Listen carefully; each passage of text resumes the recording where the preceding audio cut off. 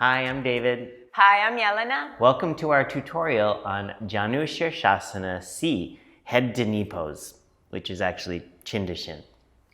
So why is it called Janu Sirsasana then? I think it used to be head on the knee.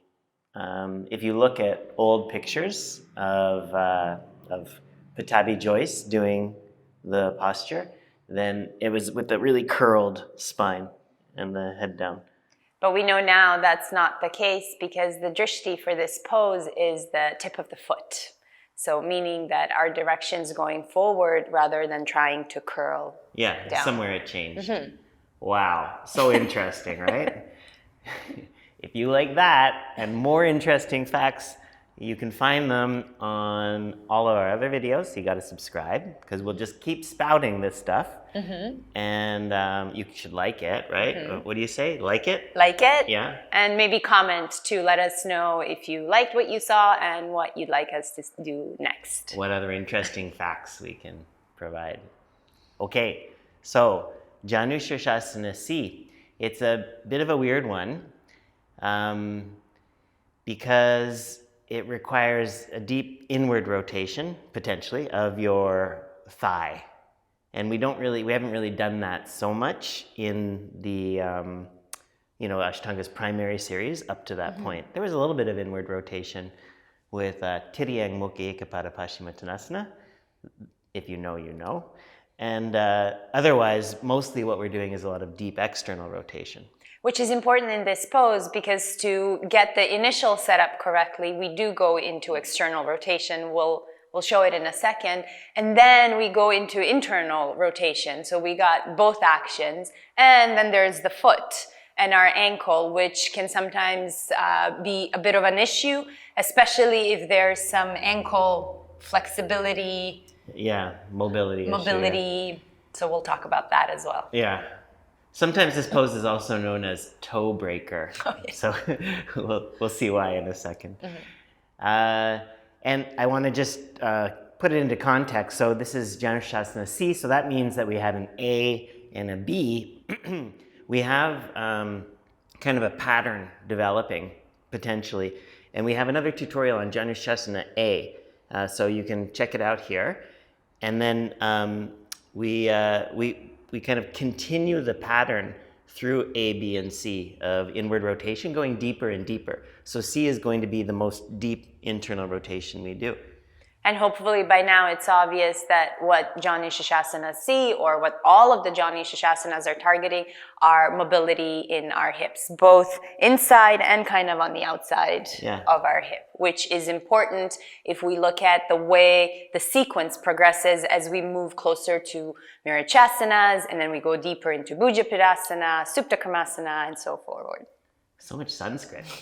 Okay, so let's get popping. Okay, so the vinyasa is Supta from downward facing dog. You're going to jump through and you come to sit.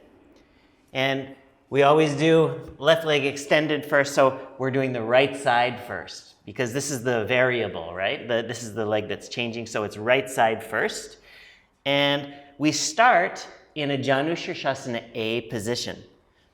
So this will eventually all be on one inhalation, but we're going to slow it way down right now. That means in Janu Sirsasana A that we have the hips parallel. So we don't want this right hip to draw way back. That will create a totally different effect in the body if we do that. So we're going to have to really emphasize the external rotation that happens in the thigh. And if you've seen our tutorial on keeping your knees happy, then you'll know that the shin and the thigh have to stay in that same relationship. They have to close very cleanly here to keep your knee happy. Okay, so that's Janu Sirsasana A position. And then from here, we're going to continue the movement of internal rotation and curl the toes under.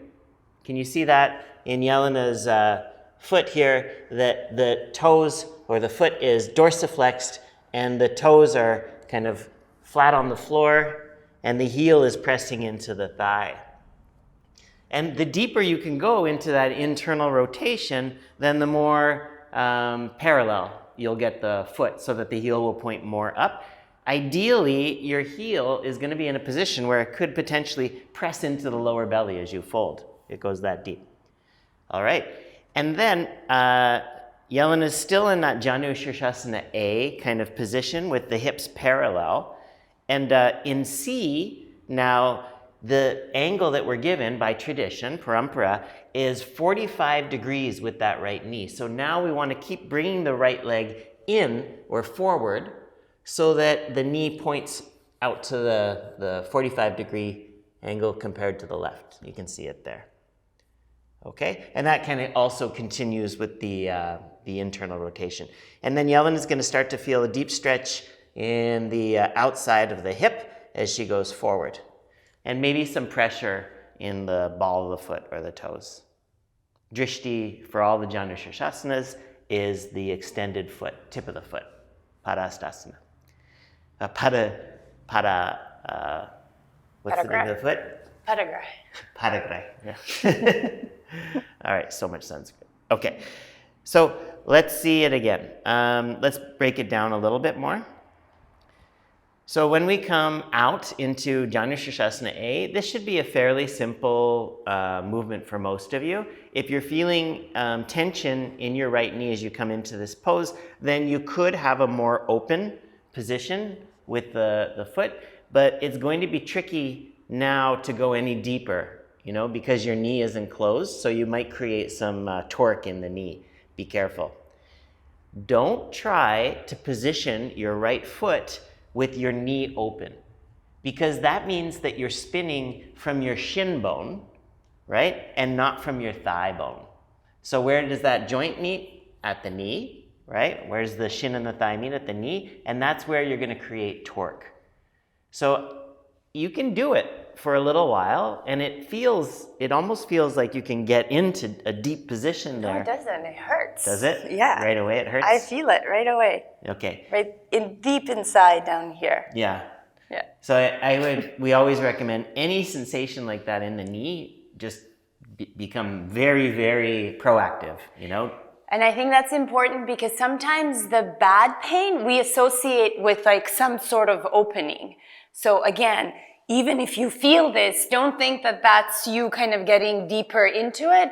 As David just said, anything in the knee, come out and reset.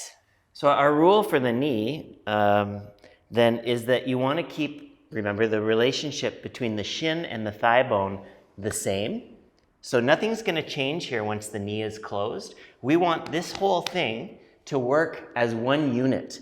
So Yelena is going to flex the foot, and she's going to use her hands to pull the shin in against the thigh bone, and then she's going to move from her hip. So that might require the hip lifting right up off the floor just to get into the position. And then when she comes down, she just makes sure that she brings that hip forward again so that they're in line. That's totally a viable cheat, because you still end up in the correct alignment. So again, you're going to close your shin, and then you're going to use your hands to keep the shin closed, work from your hip and your thigh to lift and spin the foot in. And then once you get into position, try to flex your heel into your thigh. So you're reaching the heel, and see how that influences the position of the leg. So as Yelena reaches the thigh into the heel, the knee starts to come forward, and that puts us into the right position as well. Okay, a lot of you too will notice as you go forward in this position, it's going to be harder to keep the sits bones rooted on the floor. So remember, to do that, activate your lower belly. Try to draw back through your lower belly to keep the sits bones pointing down. Even though you're rolling forward on the sits bones, you're still trying to keep them more or less grounded on the floor. Okay, fairly exhaustive. Anything else? No, I think that sums it up. Yeah, it's kind of a weird one. So like I said, it's known as toe breaker, and sometimes it does, as you're getting into it, you can, like learning it. Yeah. It does feel like your toes might break. I've only heard of that happening once.